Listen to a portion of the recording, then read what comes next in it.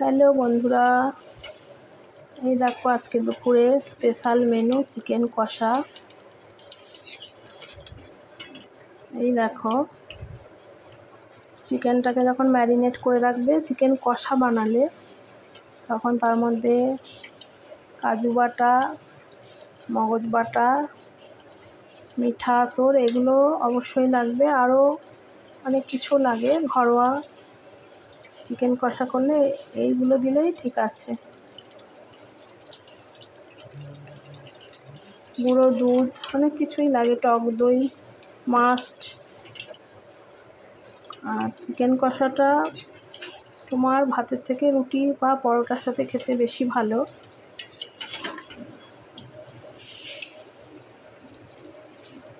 কে খেতে ভালোবাসো চিকেন কষা?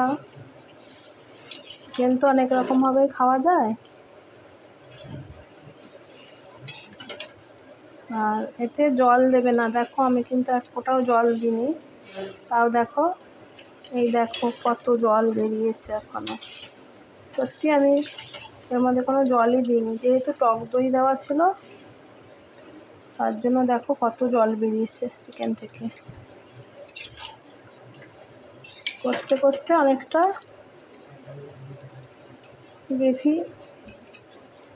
গ্রেভিটা একটু থাকবে, যারা রাখবে গ্রেভি। আর যদি কেউ মনে করো এতটাও রাখবে না, তারা আর একটু কষাতে পারো, তাহলে কষাতে কষাতে আরও কিছুটা গ্রেভি কমে যাবে। সবাই তো গ্রেভি পছন্দ করো না, অনেকে আবার গ্রেভি খেতে ভালোবাসো।